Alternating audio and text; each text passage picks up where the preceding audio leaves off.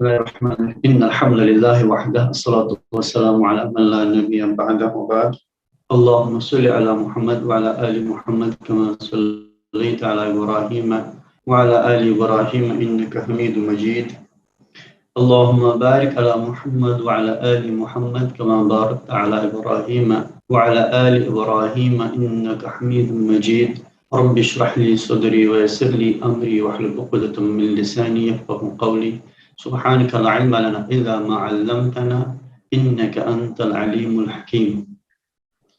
Food is a collective noun under which come numerous varieties. The Almighty has assigned endless science therein. Food generally covers three categories, namely nutrients, treatments, and fruits. As for nutrients, having some barely, if you eat them, you will have nothing. Thus, you are required to search for a certain work whereby barely increases it so much that it meets your needs. This work is agriculture. You need to sow in a land where it receives its due of water. However, the soil and water are not enough. It also needs air. But how can it penetrate the soil? It should, in its turn, be plowed. It also needs a wind to storm it within the soil. However, this is not enough. Heat of spring and summer are also necessary. Extreme cold hinders cultivation. Let us consider water needed for cultivation. How has the Almighty created it? He has caused the earth to gush forth with springs, wherefrom He has caused rivers to flow. Since some parts of the earth are uneven, the Almighty has sent them clouds driven by the wind to different regions. Allah raises up the heavy clouds and sends to lands in need therefore. The Almighty has created mountains preserving rains. Wells gradually gush out therefrom. Had it sprung all at once, the whole world would have drowned.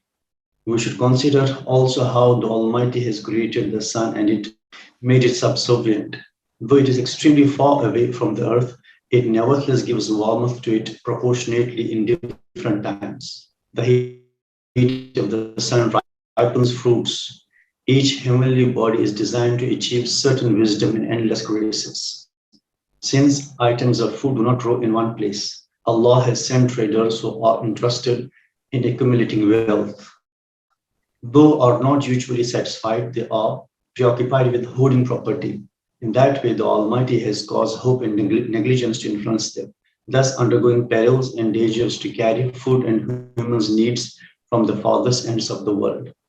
They have become ungrateful due to negligence and ignorance. They have been prevented thereby to sound the graces. Gratitude comes from knowledge. However, knowledge is not a passive aspect, such as murmuring with one's tongue, praise be to Allah or thanks Allah. In fact, gratitude is a practical aspect, in the sense that a grace should be utilized to fulfill its designed wisdom.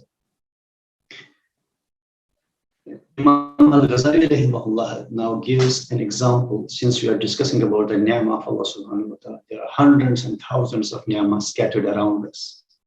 But for the negligent heart, for the heedless heart, he hardly takes account of such blessings of Allah subhanahu wa ta'ala around us.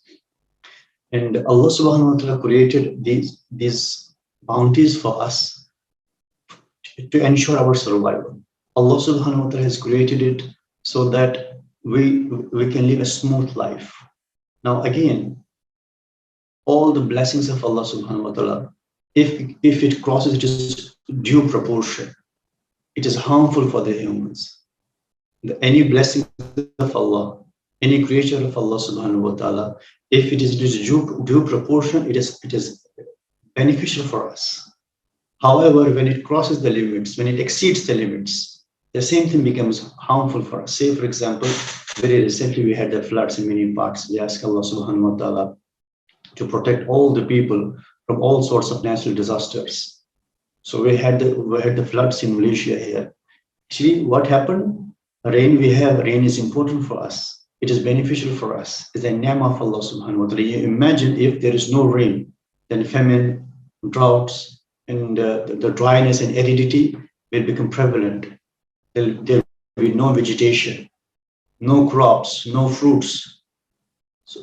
So how important it is for us, however, when it crosses the limits, the same thing, the same stuff which was beneficial before now becomes harmful. So this teaches us the moderation in life. This teaches us that moderation is all desired at every point of time, at every point of life. Likewise, we need the food. Without the food, we cannot survive. But if a person overeats, this overeating causes many diseases. If a person controls his diet, if a person is conscious of his diet, then definitely it ensures and guarantees a healthy and hale life. On the other hand, when a person crosses all sorts of limits, the same food which was beneficial for us, which could guarantee a smooth and healthy life to us, becomes harmful and disastrous for us. So what is food? Actually, it is a collective noun, under which come numerous varieties. And the Almighty has assigned endless signs there. Allah subhanahu wa ta'ala says in the Quran, Allah has presented food as a means of understanding His oneness, as a means of understanding His existence. Allah subhanahu wa ta'ala says, فَلْيَنْظُرِ أَعُوذُ بِاللَّهِ مِنَ الشَّيْطَانِ الرَّجِيمِ فَلْيَنْظُرِ الْإِنسَانُ إِلَىٰ طَعَامِهِ. Let the man reflect upon his food. أَنَّا صَبَبْنَا الْمَاءَ صَبًّا. We discussed these verses before, but every time we discuss it, it will increase our iman. أَنَّا صَبَبْنَا الْمَاءَ صَبًّا. Indeed, we cause rain to fall. And by the source of this rain, ثُمَّ شَقَقْنَا الْأَرْضَ شَقًّا. Then this earth is so porous that it absorbs all the rain into it. And then this helps when rainwater gets mixed with the soil. It helps in the cultivation of the crops, in the cultivation of the fruits. فَأَنبَتْنَا فِيهَا حَبًّا وَإِنَبًا وَقَضْبًا وَزَيْتُونًا وَنَخْلًا وَحَدَائِقَ غُلْبًا. And by the source of this water, we cause a variety of vegetations to grow. مَتَاعًا لَكُمْ وَلِأَنْعَامِكُمْ. Is beneficial for you and for your cattle, for your animals. So it's a sign that who put these properties into the soil. You imagine if the soil would have been all metallic, no process of food making would have taken place over there. Then how come we could survive? The food is essential for us. So we appreciate the food, but we never try to appreciate the one who flooded this earth, who flooded this soil, and who put all these characteristics that the earth can grow the different sorts of vegetation, different sorts of food, different sorts of crops, different sorts of fruits. We never just go deep to understand this phenomenon. And those who reflect on this, they achieve the ma'rifah of Allah, they achieve the gnosis and communion with Allah subhanahu wa ta'ala. More you reflect on it, it increases the iman of a person. So food generally covers three categories: nutrients, treatments, and fruits. As for the nutrients, having some barely, if you eat them, you will have nothing. Actually, our body needs a specific amount of calories. We need the energy. Energy, actually, the basic objective of food is to provide energy to us. And and then, in order to carry out many deeds, many functions, we need the energy. If we don't have the energy, we cannot carry out any sort of our function. And most important of all functions, which we are supposed to do, what is it? Salah. It's ibadah, not only salah, ibadah, all the obligations. Worship of Allah subhanahu wa ta'ala. That's why ulama say, if a person does not eat such an amount of food, which will help him to carry out all the ibadah. Say if a person decreases the amount of food to such a level that now he is energyless, that he starts growing weaker and weaker by avoiding the food. It is haram, it is all prohibited. Such an amount of food which ensure a person to be healthy enough so that he can perform all forms of obligations is wajib upon a person. You imagine the structure of deen, the legal structure of Islam. It is all compatible with the structure of our creation. That amount of food perform all obligations. It is obligatory upon us to take that much amount of food. If any person decreases, he is committing a sin. If any person avoids, he is doing something prohibited. He indulges into the prohibition. So food is important. Why? Because we have to carry out one of the best functions we are created for, and that is ibadah. So we need energy, and then we are supposed to support our family. For this, we also need energy. Where from we get this energy? It's through the food. Allah subhanahu wa ta'ala gives energy to us. You see many advertisements on social media, on TV and other channels, print media, electronic media, the corporate sector,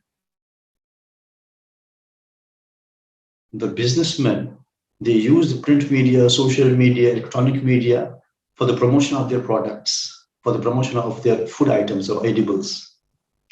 And you see that they always explain the advantages of particular food. It comprises of vitamins, minerals, carbohydrates, proteins, and so many essential nutrients. But hardly we just pay any attention towards who put all these things into it. A simple example: apple is beneficial for us. There's a well saying, an apple a day keeps doctor away. It is so healthy for a person, for the human health, that an apple a day keeps doctor away. But have we ever thought how this process takes place? How Allah subhanahu wa ta'ala caused the apple to come into being? Have we ever paid any attention towards the process, how it is colored differently, how it gives different tastes? Because there are varieties of the apples, different varieties of the apple, different shapes and sizes, and different colors. But have we ever tried to understand this process?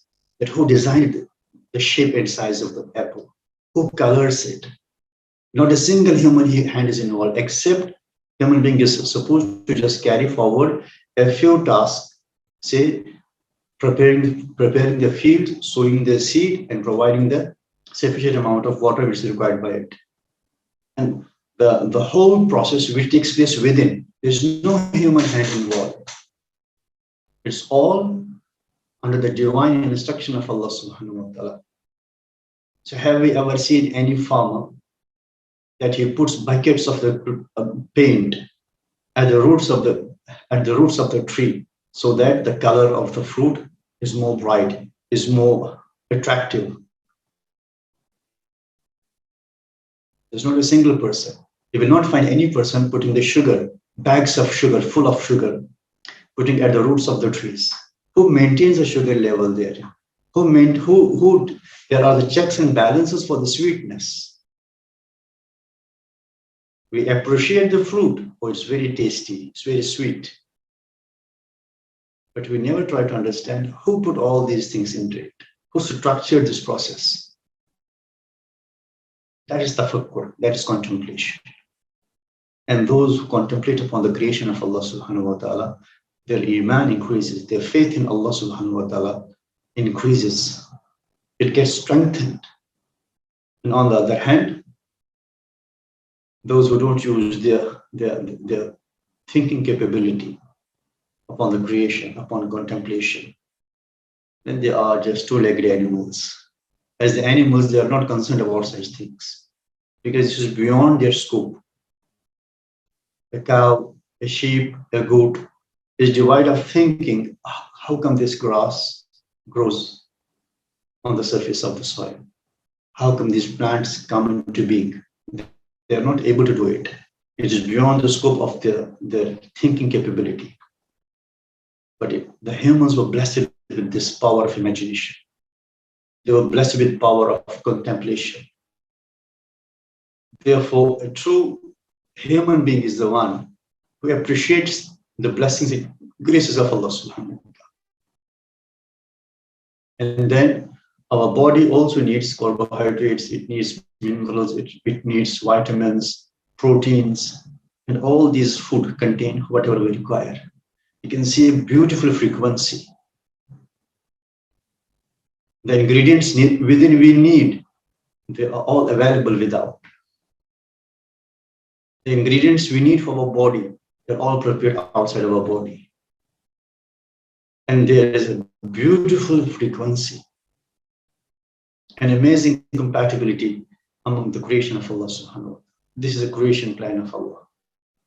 It's not just the grisly and ghastly dance of the atoms. It's not the magic of the blind energy that structured all the creation. And then this harmony, then how was it all harmonized? Is a creation of Allah subhanahu wa ta'ala. That's what Allah subhanahu wa ta'ala says. هَذَا خَلْقُ اللَّهِ. This is my creation. This is the creation of Allah. And you show me what others, whom you supplicate other than Allah, what they have created. Nothing. So we need a sufficient amount of energy. And if we don't provide a sufficient amount of energy to the body in terms of food, in the form of food, then we won't be able to do anything. So for this, we need agricultural practices, agricultural activities. Imam Al-Ghazali says, rahimahullah ta'ala, as it is fardu kifaya.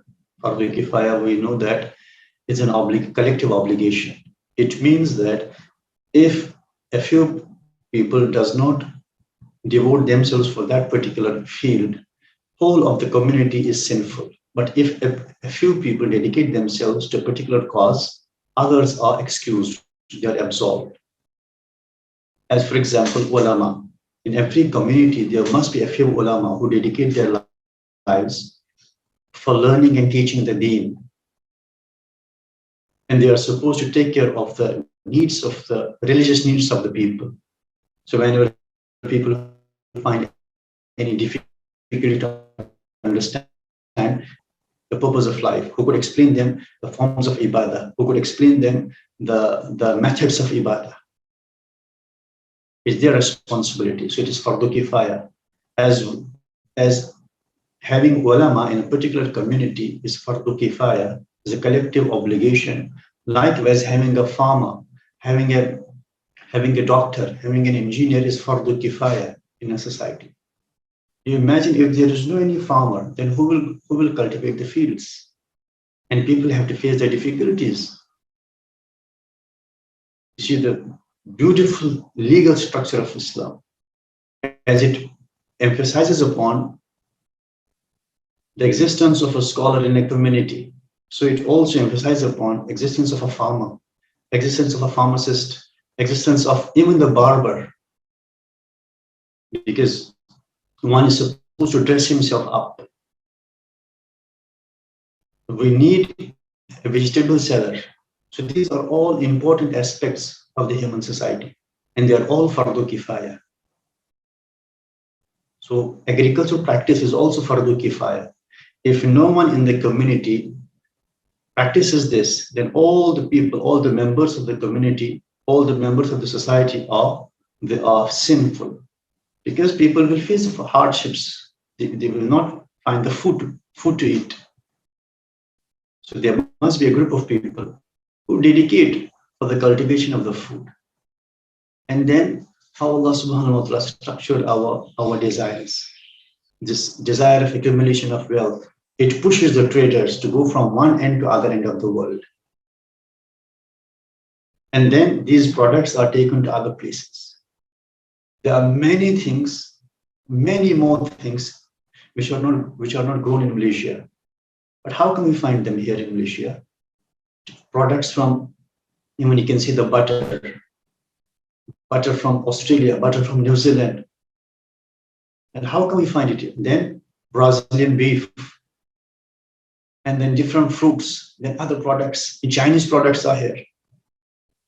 If you see the basic rationale behind it, it's all just a desire to accumulate the wealth, to extend the business activities. This helps others to have the products at ease.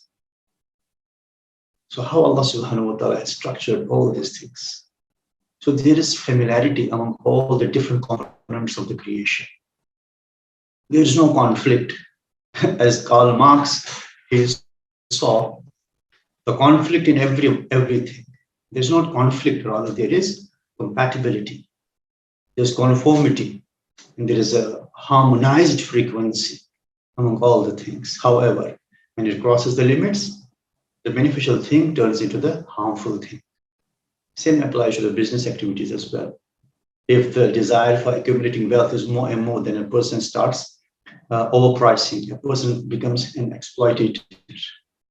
I was very happy when I just few days back, the owner of the Maiden, he said that because his shop was, the people entered into it and they stole many things.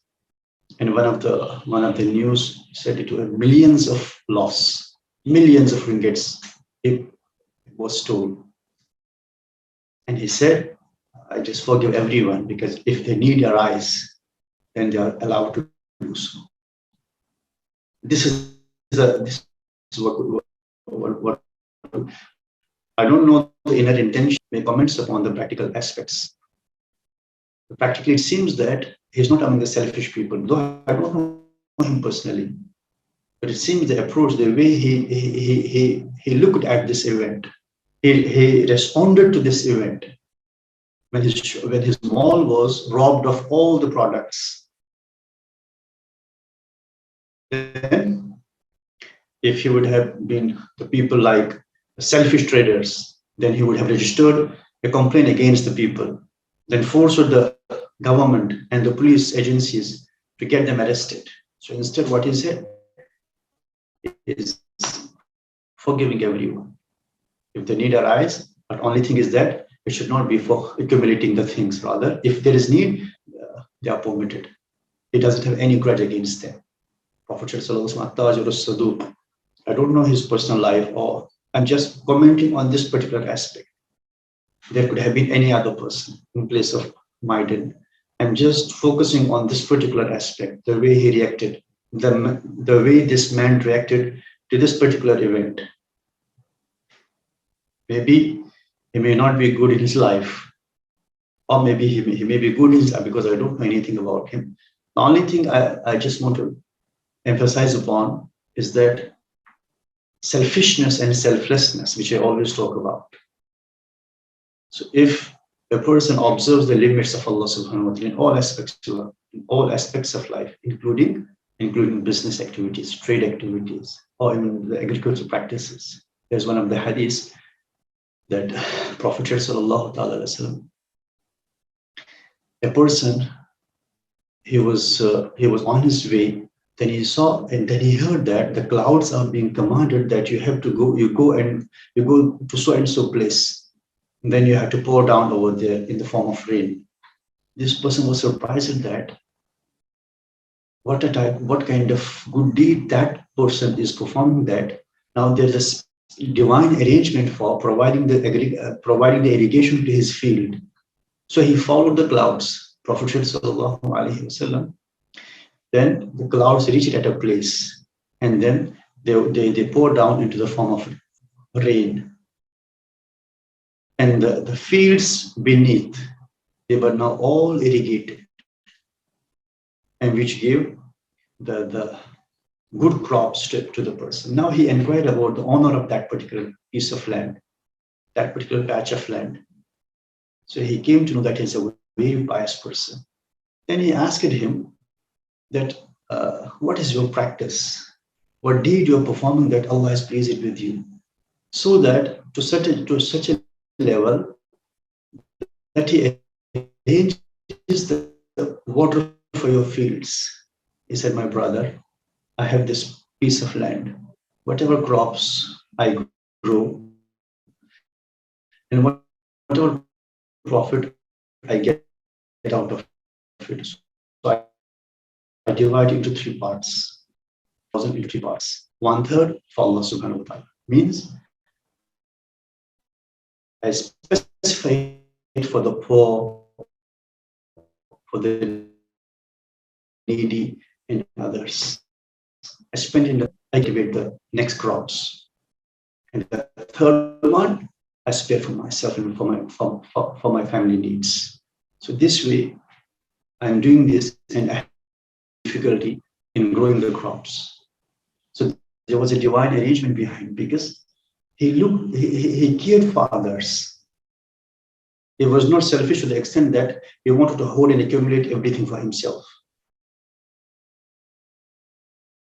I always say, when the hunger of dunya starts, there is no amount which can satiate it. Blessed are the people, fortunate are the people who are satiated with a little amount, whom Allah subhanahu wa ta'ala bless with the qana'ah, with the contentment. May Allah subhanahu wa ta'ala make us among such people who are contented with what Allah subhanahu wa ta'ala bless us with. So you can see that if the limits are not observed, then the person will be ferociously, and then he will develop the animalistic qualities, not only wild qualities. Ulama say that the human nature, there are certain qualities in the human nature, and it is bahimiyya and animalistic. And more worst is siba'iyya, the wild qualities. Wild quality like the lion, the tiger, leopard. So when they see their game, they chase it, they finish it forever. They want their own end to be met, and that's it. What happens to others, they are destroyed or they live, it hardly matters to them. They are concerned about their own selfish needs. Same applies to the agricultural activities, trade activities, business activities. So Allah subhanahu wa ta'ala has structured all these things. If the proper level and balance is maintained, then it's all beneficial, not only for the person, it's all beneficial for the whole humanity. I always emphasize upon the point how Islam reached to different parts of the world. The Muslim preachers, they started trade activities over there. It was by the source of the trade activities, people were influenced. It's not the people like us. We cannot influence anyone, because we grow more selfish up. The wealth Allah had given to us in the form of Islam, it is covered by our selfishness. It's covered by our wrongdoings. Then others think, okay, if this is Islam, then we are good to be non-Muslims. But alhamdulillah, there are also good examples. They are the good people also. In every society, the good people, our aslaf, our predecessors, they dedicated their lives selflessly for others. Then they realized the importance of Islam. That's why we find it in all continents, all over the world. It's in all continents. So the level of moderation has to be maintained in all aspects of life, whether it's business activity or cultural practice, agricultural practices, or anything else. And let us consider water needed for cultivation. How has the Almighty created it? If you see the structure of water itself, two molecules of hydrogen and one molecule of oxygen. Wallahi, again amazing. Again, baffling thing, astonishing thing. You know, hydrogen, what the property of hydrogen and the property of oxygen. What is the main property of hydrogen? It is highly combustible. It is highly combustible, hydrogen. That's why in the sun, what happens over there, there's a fission of hydrogen. Nuclear fission, that's why it emits out tremendous amount of energy into the form of heat and light. And there are many other forms of energy which are not known to the scientists even now. So the property of hydrogen is it is highly combustible. And the property of oxygen is it helps in combustion. In absence of oxygen, there can be no combustion. Nothing can be burnt in absence of oxygen. So burning process needs oxygen because it helps in burning. It helps in combustion. So hydrogen, highly combustible. Oxygen, it helps in combustion. But when both are joined together in an appropriate manner, to a proportional level, both becomes a source of extinguishing the fire. Subhanallah. هذا خلق الله. This is creation of Allah subhanahu wa ta'ala. The two elements which are meant to ignite the heat and light, which are meant to burn the things or to help in burning. That's why we have the hydrogen bomb. One of the disastrous discovery of the 20th century.